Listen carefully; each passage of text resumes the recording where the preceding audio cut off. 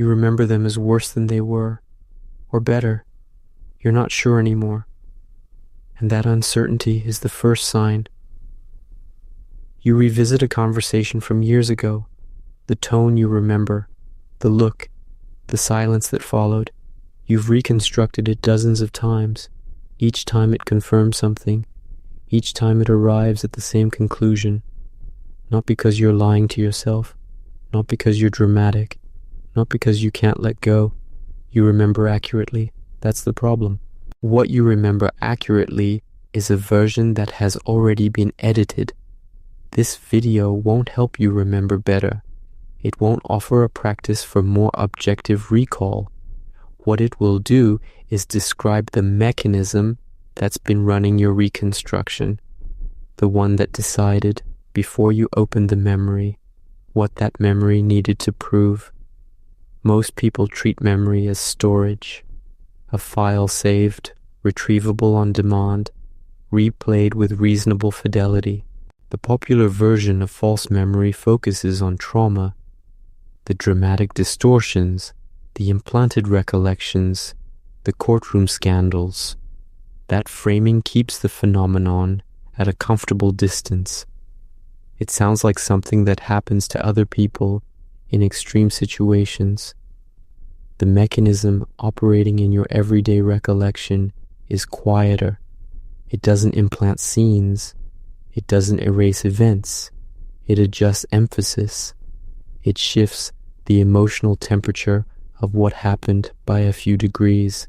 And those degrees, accumulated across years of revisiting, produce a memory that feels more real than the original because it has been refined so many times. The distinction isn't between false memory and accurate memory. It's between storage and reconstruction. Every time you remember, you're not retrieving, you're rebuilding, and every rebuild uses the materials currently available. The materials available right now include your current narrative about who that person was, what that relationship meant, and what it says about you that you were in it. In the 1970s, Elizabeth Loftus ran a series of experiments that produced findings the legal system is still arguing about. She showed participants footage of car accidents. Then she asked questions. Some participants were asked how fast the cars were going when they smashed into each other. Others were asked how fast when they contacted each other. The word changed, the speed estimates changed, the memory changed, not the footage. In subsequent tests, participants began reporting broken glass that was never in the footage. The question hadn't just altered a number, it had inserted a physical detail into a stored visual scene. Loftus called it the misinformation effect. The word used to ask about the memory became part of the memory itself. The bridge from that laboratory to your own recollection is direct. Every time you've returned to a past relationship, in conversation, in your own thoughts, in the story you tell to explain why you are the way you are, you've been asking your own questions, with your own loaded vocabulary, with your own current emotional temperature, and the memory has absorbed all of it. There's a layer of this data that almost never reaches the popular version of the story. It arrives later in this analysis. The structure doing this isn't a flaw in your cognitive architecture. It's the expected output of a system designed for coherence over accuracy. The hippocampus encodes and retrieves. But retrieval is not playback. It's reconstruction, executed in real time, using cortical networks that hold your current beliefs, current emotional state, current self-concept. Each retrieval partially re-encodes the memory. The version stored after recall is not the original. It's the reconstructed version, with whatever edits the retrieval process introduced. Memory reconsolidation, the process by which retrieved memories become temporarily unstable and then restabilize, is not a bug. It's the system updating past information to remain relevant to present conditions. The brain is not a historian. It's a model builder. Past events are raw material. The model being built is your current explanation of yourself. That model requires coherence, internal consistency, a narrative that holds together. The memories that don't fit the current model are not erased. They are de-emphasized, reattributed, emotionally recalibrated until they stop threatening the architecture. Think back to when that narrative started forming, not the relationship, before it. You had already learned something about what you were in relation to other people, not in abstract terms, in specific, repeated outcomes, in the rooms where you first discovered what happened when you needed something and the other person wasn't available to give it. What did you learn to do with that? Did you learn to need less, to explain the absence in terms that protected the person who was absent? Did you learn that your perception of how you were treated was negotiable, that someone else's account of the event held more weight than your own? Those were not lessons delivered consciously. They were patterns extracted from repetition before you had the vocabulary to question them. The narrative about who you are in relationships, who betrays you, who misreads you, who you inevitably disappoint or get disappointed by, was substantially complete before you entered the relationships you're now remembering. The memories are being reconstructed to fit a story that predates them. Here's the part that almost never gets said directly. The reconstructed memory was not a distortion of what actually happened. In the conditions where your interpretive framework was built, it was the intelligent response. Reading situations toward the conclusion the system already held reduced uncertainty. Confirming the narrative reduced the cognitive cost of living with one that felt unstable or threatening. The reconstruction wasn't protecting you from truth. It was protecting the model you needed in order to function. And that model was built under real constraints, real absences, real confusions, real environments where ambiguity was dangerous. Knowing this does not update the system. The model doesn't revise itself on insight. It revises slowly, incompletely, on accumulated experience that fails to confirm what it expects. One honest recognition of the mechanism doesn't interrupt it. The relief of understanding the origin and the difficulty of changing the architecture coexist. There is no sequence where one cancels the other. Now, the data from the Loftus work that rarely enters the public version, the emotional valence of the post-event information mattered as much as its content.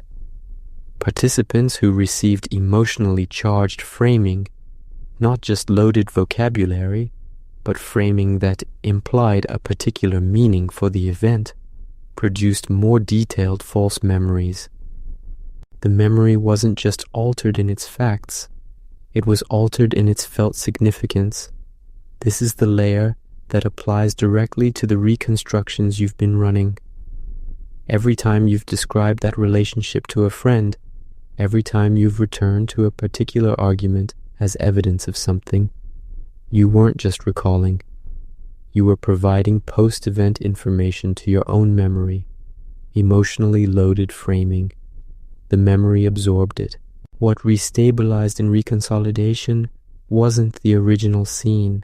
It was the scene plus everything you've needed it to mean since. The memory feels more vivid because it's been rehearsed. Rehearsal is not the same as accuracy. It often runs in the opposite direction. Acceptance, journaling, talking it through with someone. Each of these is prescribed as a route to clearer memory and more honest self-understanding. Acceptance requires knowing what you're accepting. The content of the memory changes each time you accept it. Journaling externalizes the reconstruction You write what the system currently produces. You read it back and treat the output as evidence. The evidence was generated by the mechanism you're trying to examine. Talking it through with someone introduces another narrator, another set of loaded questions. The memory reconsolidates around their framing as reliably as around your own. The question isn't, how do I remember more accurately? That question assumes retrieval is possible.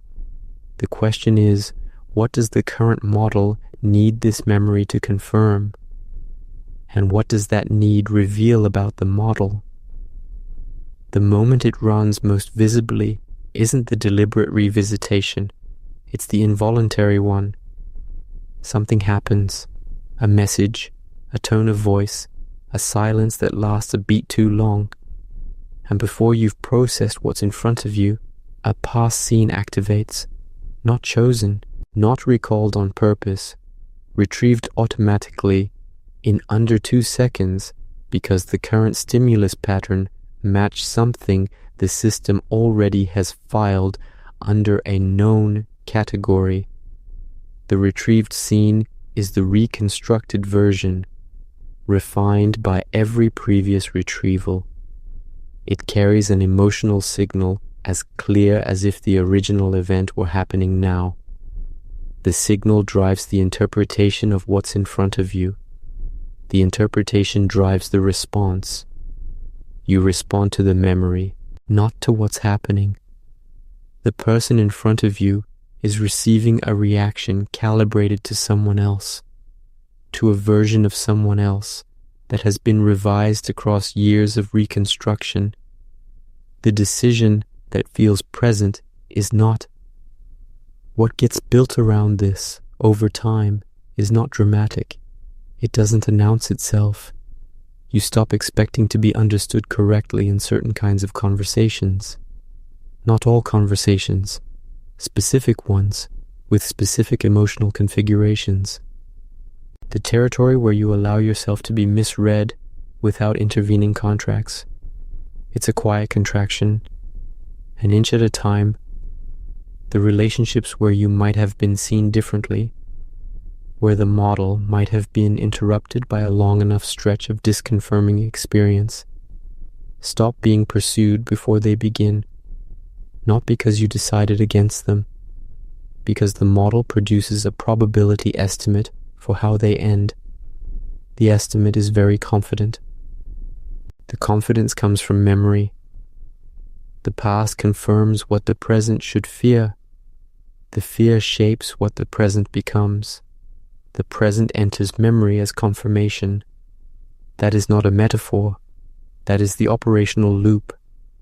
There is a finding that almost never makes it into any conversation about memory and relationships. The people most confident in the accuracy of their emotional memories are disproportionately the people whose memories have been most reconstructed. Confidence in emotional recall does not correlate with accuracy. It correlates with the number of times the memory has been retrieved. Retrieval feels like remembering. Repeated retrieval feels like knowing. The path toward a less reconstructed relationship with the past exists. It is not linear. It does not run through insight. It runs through the slow accumulation of present experiences that the model cannot immediately categorize. Experiences where the expected ending does not arrive, held long enough to require the model to revise. That process takes longer than any single recognition of the mechanism. It is incompatible with the speed at which understanding feels like it should produce change. You understand now. The system has not been informed. You started with a memory that felt more real than most of what happened last week. It was refined, carefully, over years of retrieval. Each time it returned, it came back slightly more useful to the story you needed to hold together. That story is not a lie. It is the most coherent account the model could build from the materials available. The materials included everything that happened, everything that was said, everything that was felt, and everything the system needed those things to mean. The memory is precise. The precision is the problem. What you remember is exactly what the model needed you to remember. The cost of that reconstruction is not only in the past, it's in what it teaches you to expect. There is a pattern in people who have spent years being the reasonable one, adjusting, absorbing, staying measured when the situation called for something else, that shapes itself into something that looks like stability from the outside and feels like narrowing from the inside. What that adaptation charges over time and where those charges accumulate in ways you haven't yet named. That's what the next video examines. It's on your screen now.